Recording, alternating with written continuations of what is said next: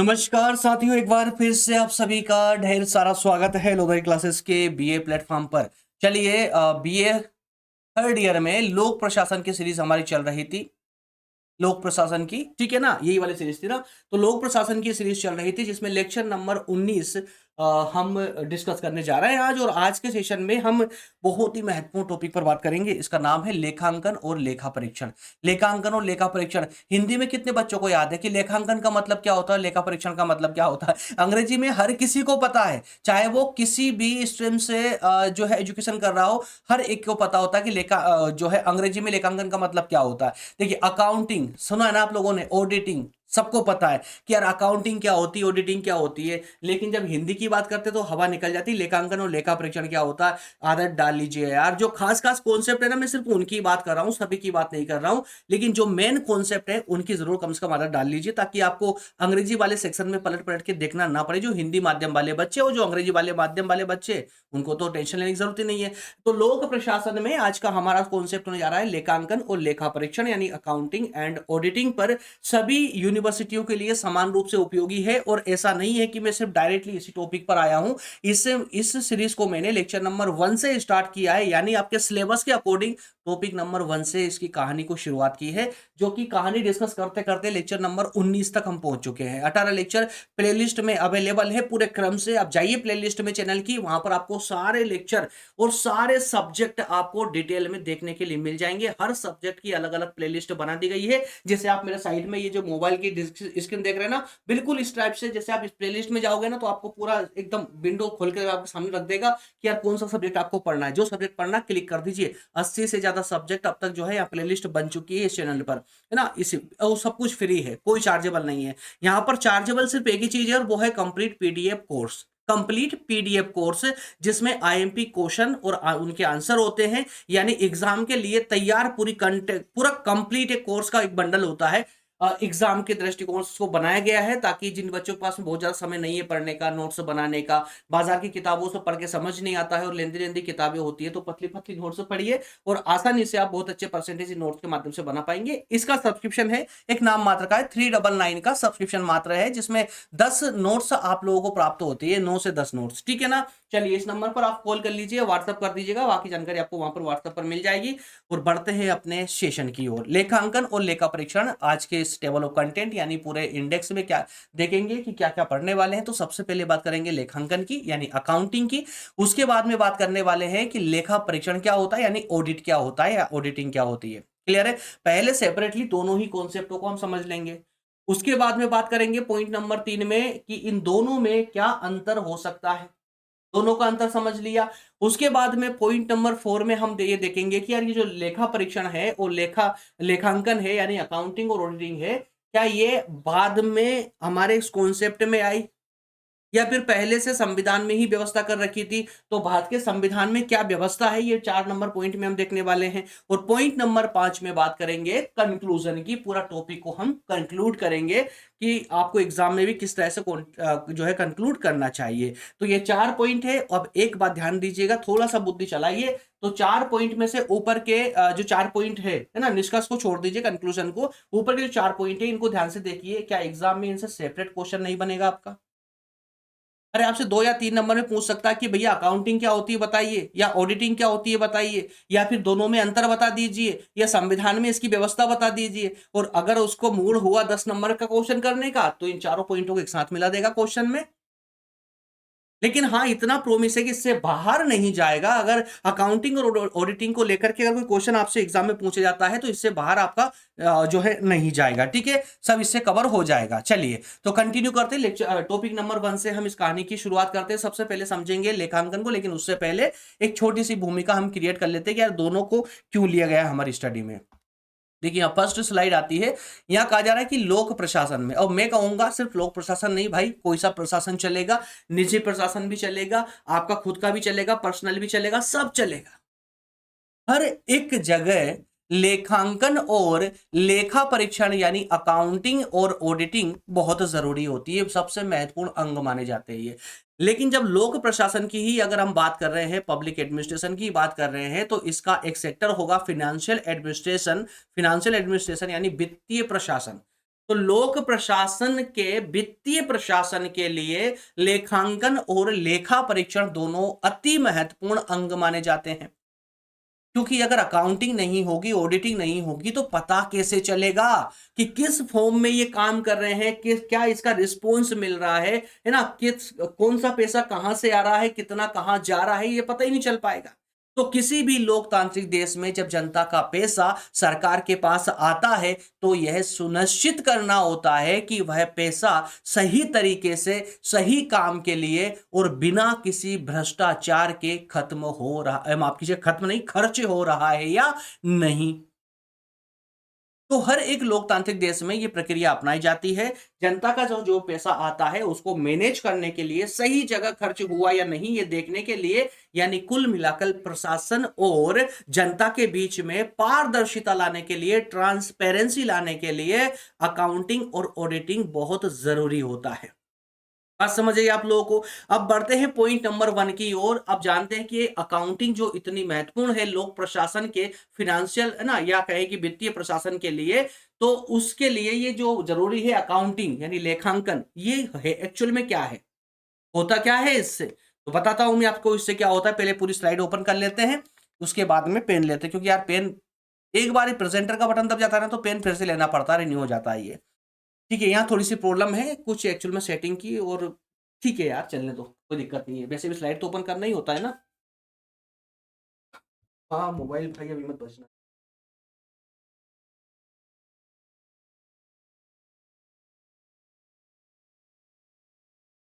Okay, class के दौरान सबसे पहले बात कर लेते हैं लेखांकन में अर्थ और परिभाषा की। लेखांकन का अर्थ क्या है? अर्थ समझिए, बस एक बार सुन लीजिए, नोट डाउन करने के लिए मैं साइड में खिसक जाऊँगा, है ना? तो उस समय अगर आपको स्क्रीनशॉट लेना तो स्क्रीनशॉट ले लीजिए, नोट डाउन करना तो वीडियो को ऐसे करके नोट रोक लीजिएगा, क्लिक करके, रोक करके और फिर आराम से नोट डाउन कर लेना, है ना? और जैसे नोट डाउन हो जाए, वापस से क्लास कंटिन्यू कर देना आप लोग, पहले पहले समझ लीजिए। चलिए, अर्थ की अगर बात करें तो लोक प्रशासन में लेखांकन का क्या अर्थ होता है? तो सुनिए, सरकारी वित्तीय लेन-देन। सरकारी वित्तीय लेन-देन। वित्तीय मतलब आर्थिक पैसों की जो लेन-देन होती है, उसके लिए वित्तीय लगा दिया शब्द यहाँ पर, है ना? तो सरकारी जो भी लेन-देन है, वित्तीय लेन-देन, जैसे कितना आया, कितना गया, आय या व्यय, इसको कहेंगे। आय यानी आना और व्यय यानी खर्च हो जाना या जाना। ठीक है? तो इसका व्यवस्थित, नियमबद्ध और लिखित रिकॉर्ड रखना। अकाउंटिंग का मतलब सरकारी लेन-देन का लिखित में रिकॉर्ड रखना ही अकाउंटिंग है, सिंपल शब्दों में कहें तो। सरकारी लेन-देन का लिखित रिकॉर्ड, लिखित और नियमबद्ध तरीके से और व्यवस्थित। अब एक मतलब ये होता है ना, सुनिए, मान लो एक अकाउंटेंट है, अपनी मर्जी से अकाउंटिंग कर लेता है कि सरकार के पास में कितना आया, कितना गया, उसने अपने हिसाब से कॉलम बनाया, अपने हिसाब से बना दिया और अपने हिसाब से लिख दिया, पूरा रिकॉर्ड रख लिया। अब मुझे एक बात बताइए, अगले साल अगर उसी रिकॉर्ड को हमें चेक करवाना है, यार कितना आया था, कितना गया, कहाँ-कहाँ गया, कहाँ-कहाँ से आया, सारा रिकॉर्ड आप बताइए। लेकिन वो जो अकाउंटिंग वाली फाइल थी, वो किसी अन्य अकाउंटेंट को पकड़ा दी, तो क्या वो बता पाएगा कि पहले अकाउंटेंट ने अपनी मर्जी से उस पूरी फाइल को बनाया, अपनी मर्जी से लिख दिया था? तो भाई उसकी मर्जी से लिखा गया कंटेंट है, तो फिर वो खुद ही बता पाएगा, दूसरा व्यक्ति नहीं बता पाएगा। इसलिए अकाउंटिंग को व्यवस्थित किया गया है, नियमबद्ध तरीके से उसमें अकाउंटिंग की जाती है। ऐसा नहीं कि कोई सा पैसा आया कहीं भी उठा के डाल दिया, ऐसा नहीं।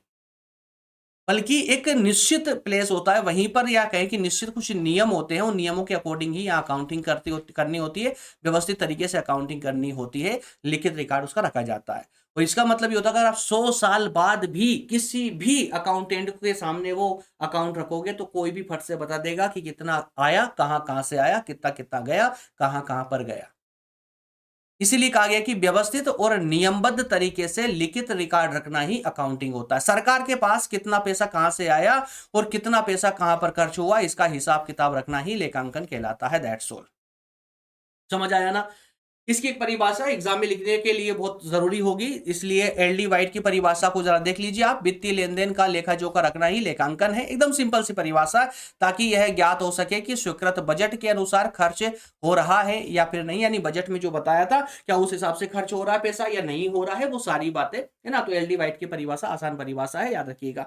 इसके मुख्य उद्देश्यों की भी जरा चर्चा कर लेते हैं, उसके बाद में मैं साइट में हो जाऊंगा, फिर स्क्रीनशॉट ले लेना। मुख्य उद्देश्य क्या उद्देश्य होंगे भाई अकाउंटिंग के?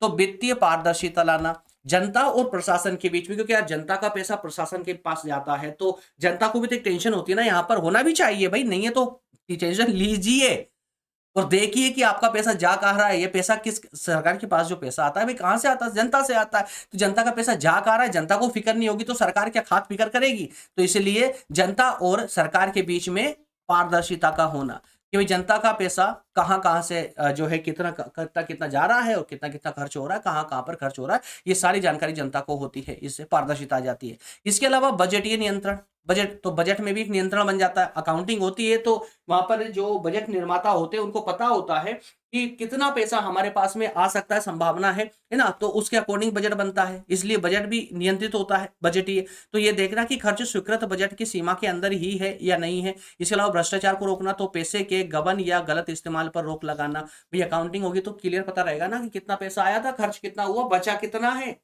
अगर ये अकाउंटिंग नहीं होगी तो खर्च कितना आएगा, कितना आएगा, कितना खर्च कितना होगा, और जो बचा हुआ उसका तो पता ही नहीं, गोलमाल हो गया।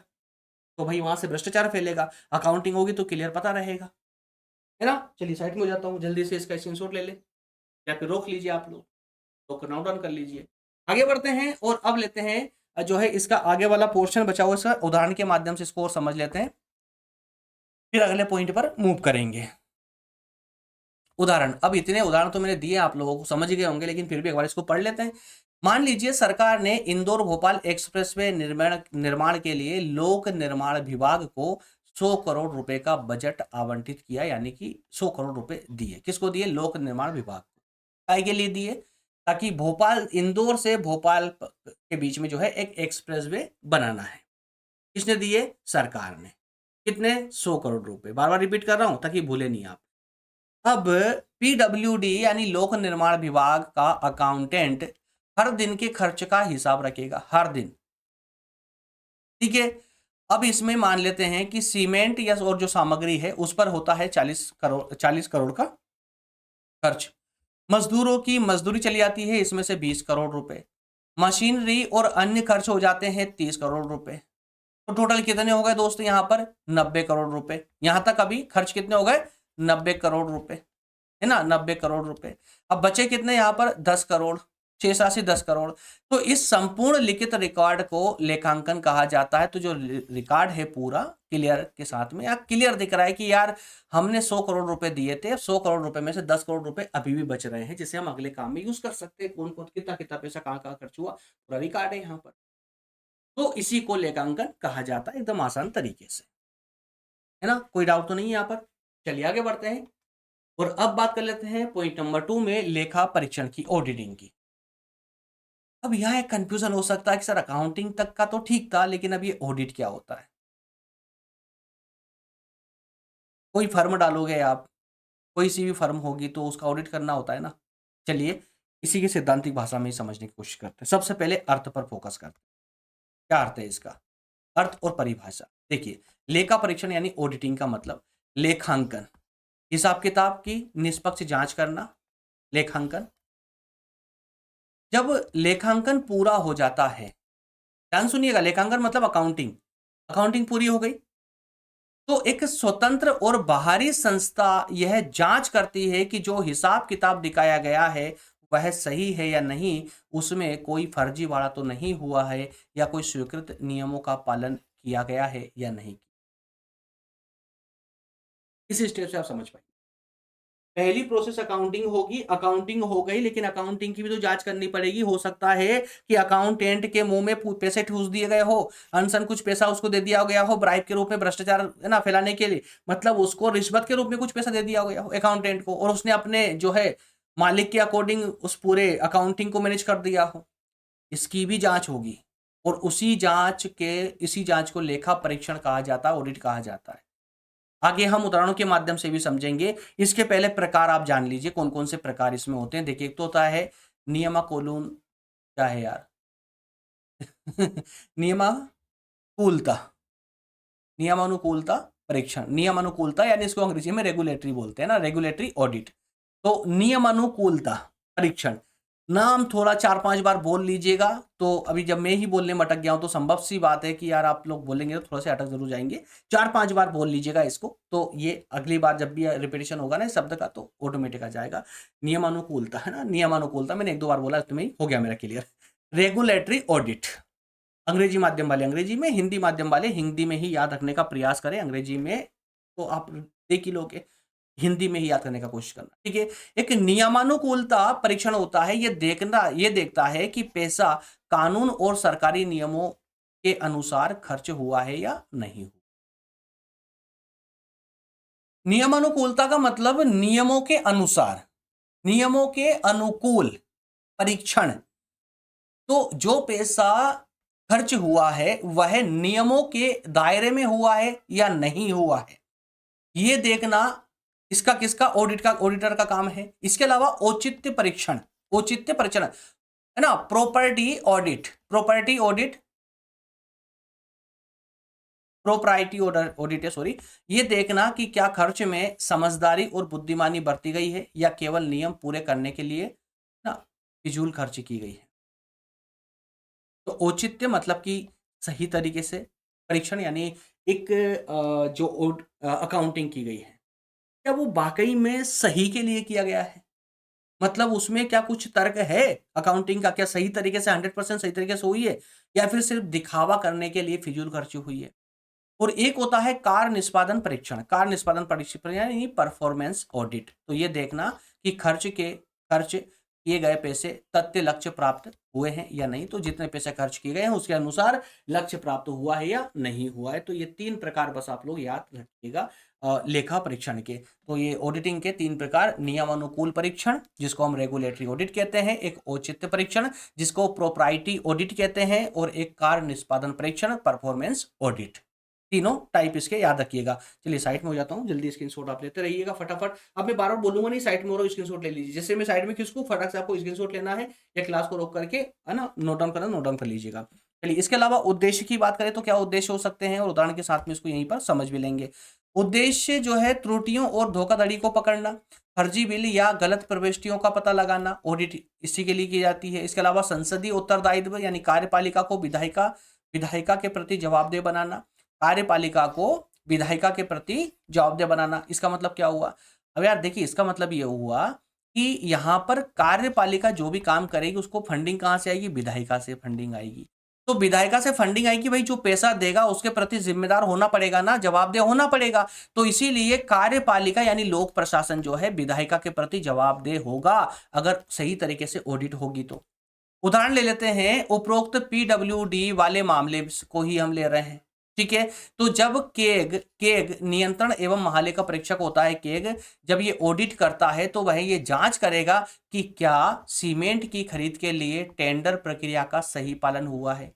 आपने ये तो बता दिया कि भैया सीमेंट वगैरह जो है हमने 40 करोड़ रुपए का लिया था, तो अब यहाँ केग ये देखेगा कि जो आपने 40 करोड़ रुपए सीमेंट खरीदने में खर्च किए हैं क्या वो सही तरीके से किए, जो टेंडर आपने निकाला वो सही तरीके से टेंडर निकाला या किसी अपने वाले को दे दिया। इसके अलावा ठेकेदार को, जो आपने है ना ठेकेदार को 40 करोड़ दिए गए, क्या वास्तव में उतनी सामग्री सड़क में लगी है? जितना आपने पैसा बताया क्या उसके अनुसार पैसा सामग्री लगी है सड़क में या नहीं लगी है, ये सब भी देखेगा। यो यदि 100 करोड़ में से 90 करोड़ खर्च है ना, खर्च दर्ज है, लिखे गए हैं, बताए गए हैं 90 करोड़, तो क्या मौके पर उतनी सड़क बनी है या केवल कागजों पर ही बनी है? ऐसा भी नहीं कि फाइल में तो दिखा दिया भाई 90 करोड़ खर्च हो गए हैं, लेकिन क्या वास्तव में वो रोड बना है? ये सारी इस पूरे जांच और सत्यापन प्रक्रिया को लेखा परीक्षण कहा जाता है। उम्मीद करता हूं कॉन्सेप्ट आपका क्लियर हो चुका होगा, ठीक है ना। अब आगे बढ़ेंगे और अब लेते हैं पॉइंट नंबर 3, दोनों में अंतर देख लेते हैं, दोनों में अंतर क्या है। चलिए टेबल के माध्यम से संक्षेप में अंतर समझेंगे, और एग्जाम में बिल्कुल आपको ऐसे ही लिखना है, अलग से बुद्धि नहीं लगानी है, बिल्कुल ऐसे ही लिखना है टेबल बना करके ही। 3 कॉलम की एक टेबल बनाइए छोटी सी, और उसमें जो है दोनों के बीच में डिफरेंस दिखा दीजिए। पेज भरने की टेंशन ना लेना, बीए वाले बच्चे बहुत टेंशन में रहते हैं कि सर हमको कॉपी भरनी होती है, 2 कॉपी 3 कॉपी। जरूरी नहीं है यार, आधी कॉपी भी भरोगे ना तो भी चलेगा, बस आपका आंसर सटीक होना चाहिए। देखिए, प्रकृति के आधार पर अगर दोनों में डिफरेंस की बात करें या तुलना की बात करें तो यह वित्तीय लेन-देन को दर्ज करने की प्राथमिक प्रक्रिया है। कितना आया, कितना गया, वो सब दर्ज करने की पहली प्राथमिकता, और यह दर्ज किए गए हिसाब-किताब की जांच करने की दूसरी प्रक्रिया है। और शुरुआत की बात करें तो यह कार्य पूरे वर्ष निरंतर चलता है। अकाउंटिंग जो है हर रोज होती है ना, अकाउंटिंग रोज होती है ना, रोज जितना खर्च हुआ वो डालना पड़ता है, कंटिन्यूअस होती है। लेकिन अगर लेखा परीक्षण की बात करें तो यह प्रायः यह वित्तीय वर्ष के समाप्त या खाता बंद होने के बाद शुरू होता है। ऑडिटिंग एक ही बार होता है। इसके अलावा कर्ता कर्ता ये विभाग के अपने कर्मचारियों और अकाउंटेंट के द्वारा किया जाता है, जबकि ऑडिट यह स्वतंत्र अधिकारियों के द्वारा किया जाता है। केंद्र लेवल के कोई काम होगा तो केक के द्वारा किया जाएगा। ठीक उसी प्रकार से मुख्य लक्ष्य होता है आय और व्यय का सही रिकॉर्ड रखना, और जबकि लेखा परीक्षण यानी ऑडिटिंग का जो है यहाँ पर लक्ष्य होता है कि रिकॉर्ड की सत्यता, शुद्धता और औचित्य की पुष्टि करना, सही है या गलत है। ठीक है ना। चलिए आगे बढ़ते हैं, और पॉइंट नंबर 4 में भारत में संवैधानिक व्यवस्था क्या है भाई। संवैधानिक व्यवस्था में तो अब केग महोदय आएंगे, क्योंकि लेखांकन और लेखा परीक्षण ये केग महोदय के अंडर में आता है। तो केग की भूमिका क्या है ये भी अपने आप में क्लियर हो जाता है। अगर पॉइंट आपको बदलना है तो केग की भूमिका में भी आप यही पॉइंट लिख सकते हैं। तो लोक प्रशासन के अंतर्गत भारत में वित्तीय नियंत्रण का सर्वोच्च पद नियंत्रक और महालेखा परीक्षक का होता है। वित्तीय लेवल पर है ना, अकाउंटिंग की अगर बात करें, फाइनेंशियल लेवल की अगर बात करें तो केग का पद सबसे बड़ा पद होता है।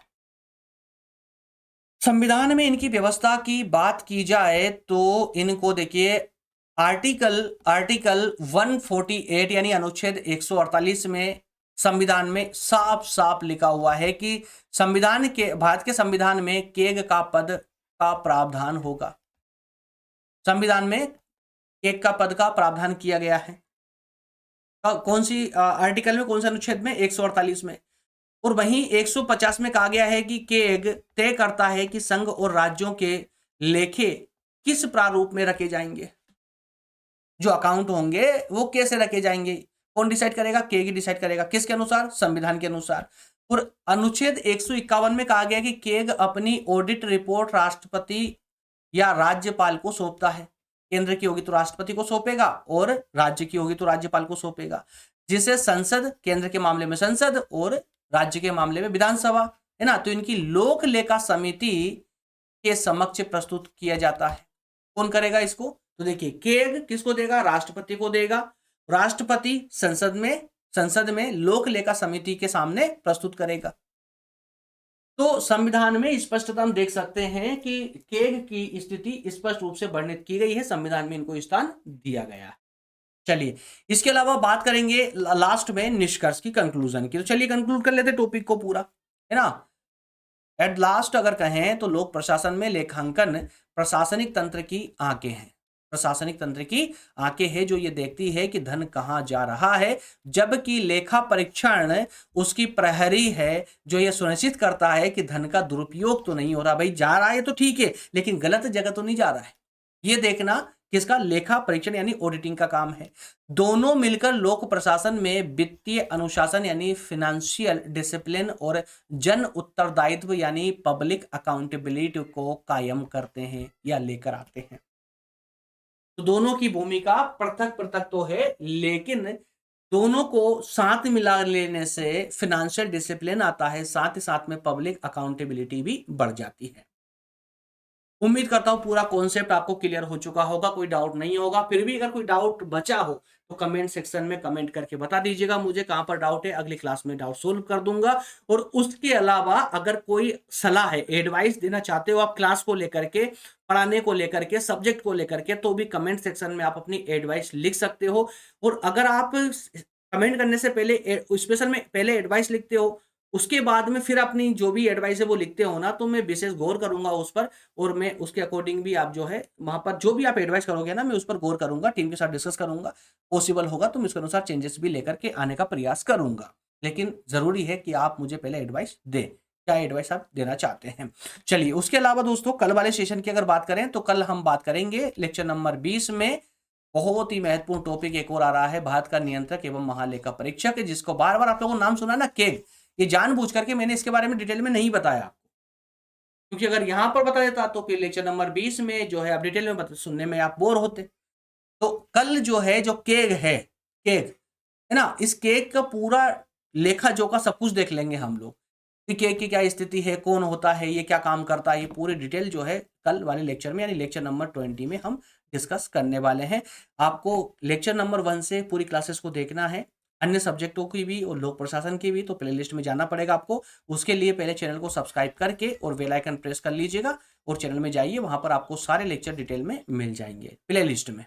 इसके अलावा और कंप्लीट पीडीएफ कोर्स के बारे में आपको बता ही चुका हूं। कंप्लीट पीडीएफ कोर्स जिसमें आईएमपी क्वेश्चन आंसर होते हैं, लगभग 20-25 क्वेश्चन होते हैं, उनके आंसर होते हैं, इससे बाहर आपको पढ़ने की जरूरत नहीं पड़ती है। बहुत ही महत्वपूर्ण आईएमपी कैटेगरी क्वेश्चन होते हैं, जो पढ़ लेते हो तो 90+% बनना तय है आप लोगों की, लेकिन आपको डिटेल में पढ़ना होता है। जो नोट्स मैंने बनाई है बहुत आसान शब्दों में बनाई है, अच्छे उदाहरणों का प्रयोग करके बनाई है। तो अगर आप पढ़ना चाहते हैं तो बिल्कुल 399 के सब्सक्रिप्शन अमाउंट पर ऑल सब्जेक्ट की नोट्स अवेलेबल है, आप चाहें तो ले सकते हैं। नंबर दिए गए इस नंबर पर आप कॉल कर लीजिए या फिर इस पेज का स्क्रीनशॉट लेकर इस नंबर पर व्हाट्सएप कर दीजिएगा। सेशन अगर आपके लिए हेल्पफुल रहा हो तो सेशन को लाइक जरूर करना, चैनल को सब्सक्राइब जरूर कर लीजिएगा। और दोस्तों एक बात ध्यान रखना, जो भी फ्रेंड्स हैं आपके थर्ड ईयर में उनको शेयर जरूर कर दीजिएगा क्लासेस को, ताकि थोड़ा क्लास भी प्रमोट हो पाए। मिलेंगे कल वाले सेशन में, तब तक के लिए बहुत बहुत धन्यवाद, थैंक यू।